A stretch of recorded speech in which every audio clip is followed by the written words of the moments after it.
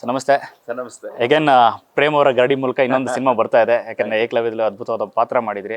ಬಹುತೇಕ ನಿಮ್ದೇ ಒಂದು ಪ್ರಮುಖ ಪಾತ್ರ ಕಾಣಿಸ್ಕೊತಿದೆ ಅಂತ ಒಂದು ವಿಲನ್ ಒಂದು ಕಳನಟನಾಗಿ ನಟಿಸಿದ್ರಿ. ಸೊ ಈಗ ಕೇಡಿನಲ್ಲಿ ಅಂಥದ್ದೇ ಒಂದು ಅದ್ಭುತವಾದ ಪಾತ್ರ ನಿಮ್ಗೋಸ್ಕರ ಕ್ರಿಯೇಟ್ ಮಾಡಿದ್ರೆ ಏನದು ಪಾತ್ರ ಅಂತ? ಪಾತ್ರ ತುಂಬ ಚೆನ್ನಾಗಿದೆ. ನಾನು ಕೂಡ ಸುಮಾರು 2 ವರ್ಷ ಪಾತ್ರಕ್ಕೆ ಕೊಟ್ಟಿದ್ದೀನಿ. ಮಾಡಿದಂಥ ಒಂದು ಎಕ್ಸ್ಪೀರಿಯನ್ಸ್ ಏನಿದೆ ತುಂಬ ಅದ್ಭುತವಾಗಿದೆ. ಪಾತ್ರ ಏನು ಅದು ಯಾವ ಥರ ಇದೆ ಖಂಡಿತವಾಗಿ ಪ್ರೇಮ್ ಸರ್ ಮುಂದೊಂದು ದಿವಸ ಖಂಡಿತವಾಗಿ ಬಿಟ್ಕೊಡ್ತಾರೆ. ಯಾಕಂದರೆ ಆ ರೈಟ್ಸ್ ನನ್ನ ಹತ್ರ ಇಲ್ಲ.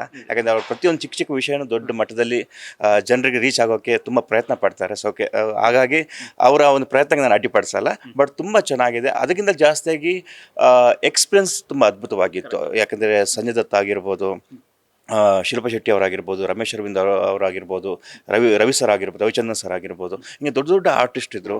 ಮತ್ತು ಸುಮಾರು ನಾನೊಂದು 64ರಿಂದ 70 ದಿವಸ ಶೂಟ್ ಮಾಡಿದ್ದೀನಿ. ಒಂದು ದೊಡ್ಡ ಬಜೆಟ್ ಮೂವಿ. ನಾನು ಈ ಥರ ಒಂದು ಸೆಟ್ ನಾನು ನೋಡಿರಲಿಲ್ಲ. ತುಂಬ ಮೂವೀಸ್ ಮಾಡಿದ್ದೀನಿ. ಈ ಥರ ಒಂದು ಹೈ ಬಜೆಟ್ ಮೂವಿ ನಾನು ಮಾಡಿರಲಿಲ್ಲ. KGF ಮಾಡಿದ್ದೆ. ಇದನ್ನು ನೋಡಿದಾಗ ಒಂದು ಅದ್ಭುತವಾದ ಒಂದು ಕ್ಯಾರೆಕ್ಟರ್ 2 ಇಯರ್ಸ್ ತನಕ ಹೇಳ್ಕೊಂಡು ಹೋಗೋದಿದೆ ಅಲ್ವಾ, ಅದೊಂಥರ ಒಂದೇ ಲುಕ್ಕಲ್ಲಿ ನಾನು ನೋಡ್ತಾ ಇರೋದು ಪ್ರತಿದಿನ. ಇದೆಲ್ಲ ತುಂಬ ಚೆನ್ನಾಗಿತ್ತು. ಎಲ್ಲದಕ್ಕಿಂತ ಜಾಸ್ತಿಯಾಗಿ ಪ್ರೇಮ್ ಸರ್ ಅದೊಂದು ಆ್ಯಕ್ಟಿಂಗ್ ತೆಗೆಸ್ತಾರಲ್ಲ, ಅದೊಂದು ಬೇರೆ ಥರನೇ ಇದೆ. ಯಾಕೆ ನಾನಂತಲ್ಲ, ಪ್ರತಿಯೊಬ್ಬ ಆರ್ಟಿಸ್ಟ್ ಕೂಡ ನೀವು KDಯಲ್ಲಿ ನೀವು ನೋಡಿದ್ರೆ ಪ್ರತಿಯೊಬ್ಬರ ಆ್ಯಕ್ಟ್ರ್ ಕೂಡ ನಿಮಗೆ ತುಂಬ ಇಷ್ಟಪಡ್ತಾರೆ ನೀವು. ಯಾಕಂದರೆ ನಾವು ಮಾಡಬೇಕಾದ್ರೆ ನಮ್ಮ ಎದುರಿಗಿರುವಂಥ ಆ್ಯಕ್ಟರ್ ಯಾವ ಥರ ಮಾಡ್ತಿದ್ದಾನೆ, ಏನು ಚೇಂಜಸ್ ಆಗ್ತಿದೆ ಅದನ್ನೆಲ್ಲ ಗಮನಿಸ್ತಾ ಇದ್ವಿ. ಈಗ ನನ್ನ ಆ್ಯಕ್ಟಿಂಗಲ್ಲಿ ಸಿಕ್ಕಾಪಟ್ಟೆ ಅವರು ತುಂಬ ಇಂಪ್ರೂವ್ಮೆಂಟ್ ಮಾಡಿದ್ದಾರೆ. ಸೊ ಅದೊಂದು ಖುಷಿ ಇದೆ.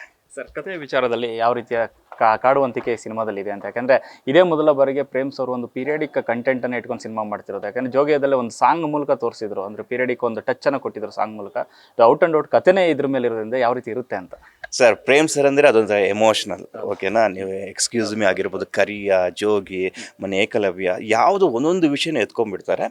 ನಾನು ನೋಡಿದ್ದು ಇದುವರೆಗೆ ಪ್ರೇಮ್ ಸರ್ನ ನಾನು ಯಾವ ಥರ ಗಮನಿಸಿದ್ದೀನಿ, ಯಾವ ಥರ ಅವರ ಮೂವೀಸ್ ನೋಡ್ತೀನಿ, ಆ ಥರ ಇಲ್ಲೂ ಕೂಡ ಒಂದು ಅದು ಯಾವುದೋ ಒಂದು ಶಕ್ತಿ ಇದೆ. ಆ ಶಕ್ತಿ ನಮ್ಮನ್ನೆಲ್ಲ ಹಂಗೆ ಹಿಂಗಿದೆಯಾ ಅಂತ ನಾವು ಅಂದ್ಕೊಂಡ್ಬಿಟ್ಟಿದ್ವಿ. ಅದು ಜನರದ್ದು ತೊಗೊಂಬರ್ತಾರೆ ಆದಷ್ಟು ಬೇಗ. ಅಂದರೆ ಅವ್ರು ಆ ಕಥೆಯಲ್ಲಿ ಅವ್ರಿಗೊಂದು ಈ ಥರ ಮಾಡಬೇಕು. ಕೆಲವೊಂದನ್ನು ತುಂಬ ಚೇಂಜಸ್ ಮಾಡಿದ್ದಾರೆ, ಬೇರೆ ರೀತಿ ತೋರಿಸಿದ್ದಾರೆ ನಮಗೆ. ನಾನು ಯಾಕಂದರೆ ಪ್ರತಿಯೊಂದು ಸೀನ್ ಕೂಡ ನಾನು ಮಾಡಬೇಕಾದ್ರೆ ಒಂದು ಸೀನ್ ಇವತ್ತು ಮಾಡಿಬಿಟ್ಟು ಹೋಗಿದ್ದೀನಿ, ಎಷ್ಟು ಚೆನ್ನಾಗಿತ್ತು ಅಂತ ಅನಿಸ್ತಾ ಇತ್ತು. ಇನ್ನೊಂದು 4 ದಿವಸ ಬಿಟ್ಟು ಇನ್ನೊಂದು ಸೀನ್ ಬಂದಾಗ ಇದಕ್ಕಿಂತ ಇದು ಚೆನ್ನಾಗಿದೆ ಅಂತ ಅನಿಸ್ತಾ ಇತ್ತು. ಹಂಗೆ ಹೋಗ್ತಾ ಇದು ಎಂತೆಂಥ ಸೀನ್ಗಳು ಬರ್ತಾ ಇದೆ ಅಂತ ಹೇಳ್ಬಿಟ್ಟು ಅನಿಸ್ತಾ ಇತ್ತು. ಸೊ ಹಾಗಾಗಿ ಈಗ ನನಗೆ ಈ ಥರ ಅನಿಸಿದೆ ಅಂತಂದರೆ ಮೂವಿ ಆ ಥರ ಬಂದಿರುತ್ತೆ ಖಂಡಿತವಾಗಿಯೂ.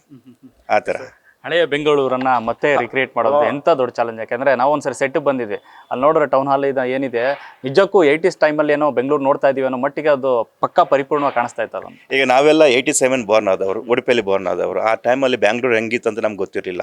ಆದರೆ ಅಲ್ಲಿ ಸೆಟ್ ಅಷ್ಟು ನಿಜವಾಗ್ಲೂ KVN ಅವ್ರಿಗೆ ಥ್ಯಾಂಕ್ಸ್ ಹೇಳ್ಬೇಕು. ಯಾಕಂದರೆ ಆ ಥರ ಸೆಟ್ಟು ಏನೋ ಶಿವಾಜಿ ಥಿಯೇಟರ್ ಆಗಿರ್ಬೋದು, ಟೌನ್ ಹಾಲ್ ಸೆಟ್ ಆಗಿರ್ಬೋದು, ರೋಡ್ ಆಗಿರ್ಬೋದು, ಡಬಲ್ ಡೆಕ್ಕರ್ ಬಸ್ ಆಗಿರ್ಬೋದು, ಇದನ್ನು ನೋಡಿದಾಗ ಆ ಥರ ಪ್ರೊಡಕ್ಷನ್ ಆ ಥರ ಕೆಲಸ ಮಾಡಿದಾಗಲೇ ಈ ಥರ ಕಾಣಿಸೋಕ್ಕೆ ಸಾಧ್ಯ.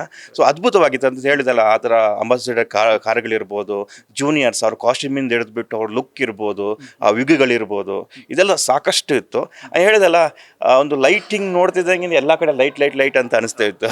ಆ ಥರ ಒಂದು ದೊಡ್ಡ ಬಜೆಟು, ಪ್ರತಿಯೊಂದು ಸೀನ್ ಕೂಡ ಅದು ಒನ್ ಡೇಲಿ ಮುಗಿಯೋದನ್ನು ಅದು ಚೆನ್ನಾಗಿ ಬರಬೇಕಂತ, ಅದು ಎಷ್ಟು ದಿವಸ ಆದರೂ ಪರವಾಗಿಲ್ಲ ಅದು ಚೆನ್ನಾಗಿ ಮಾಡಬೇಕು ಅಂತ ಹೇಳ್ಬಿಟ್ಟು ಒಂದು ಚಿಕ್ಕ ಶಾರ್ಟಿಗೆ ಕೂಡ ಟೈಮ್ ಕೊಟ್ಬಿಟ್ಟು ಮಾಡಿದಂಥ ಮೂವಿ ಇದು. ಪ್ರೇಮ್ ಸರ ಏನು ಅವ್ರ ಶ್ರಮ ಇದೆಯಲ್ಲ, ನಾವು ಬಾಕಿ ಟೈಮಲ್ಲಿ ಪ್ರೇಮ್ ಸರ್ ನೋಡಿದ್ರೆ ನೀವು ತುಂಬ ಹಂಬಲ್, ತುಂಬ ನೀಟಾಗಿರ್ತಾರೆ. ಯಾರ ಜೊತೆನೂ ಎಲ್ಲ ನಗ್ತಾ ಮಾತಾಡ್ತಾರೆ. ಯಶ್ ಶೆಟ್ಟಿ ಅಥವಾ ಜೂನಿಯರ್ ಆರ್ಟಿಸ್ಟ್ ಅನ್ನೋ ಭೇದ ಭಾವ ಇಲ್ಲ, ಆ ಥರ ಏನೂ ಇಲ್ಲ. ಆದರೆ ಅವ್ರು ಮೈಕ್ ಹಿಡಿದ್ರು ಅಂತಂದರೆ ರಾಕ್ಷಸ ಮಾತ್ರ. ಅವ್ರಾಗಿರಲ್ಲ, ಅವ್ರದ್ದೊಂದು ಏನೋ ಶಕ್ತಿ ಅವ್ರ ಬಾಡಿ ಮೇಲೆ ಬಂದಿರುತ್ತೆ. ಅಂದರೆ ಆ ಒಂದು ಜವಾಬ್ದಾರಿ, ನಾನು ಹೇಳ್ತೀನಿ ಅದನ್ನು, ಅವರು ಏನು ಆ ಥರ ಮಾಡೋದಲ್ಲ, ಆ ಜವಾಬ್ದಾರಿ ಇದೆಯಲ್ಲ, ಅಷ್ಟು ಕೋಟಿಗಳ ಜವಾಬ್ದಾರಿ ಇದೆಯಲ್ಲ, ಅದು ಮೇಲೆ ಬಂದುಬಿಡುತ್ತೆ. ಸೊ ಒಂದು ಹೊಸ ಎಕ್ಸ್ಪೀರಿಯನ್ಸ್. ಯಾಕಂದರೆ ಏಕಲವ್ಯದಲ್ಲೂ ಮಾಡಿದ್ದೆ, KDಯಲ್ಲೂ ಮಾಡಿದ್ದೀನಿ. ಏಕಲವ್ಯದಲ್ಲೂ ಕೂಡ ನಾನು ಬೇರೆ ಥರ ಪ್ರೇಮ್ ಸರ್ನ ನೋಡಿದೆ, ಇಲ್ಲೊಂದು ಬೇರೆ ಥರ ಪ್ರೇಮ್ ಸರ್ನ ನೋಡಿದೆ.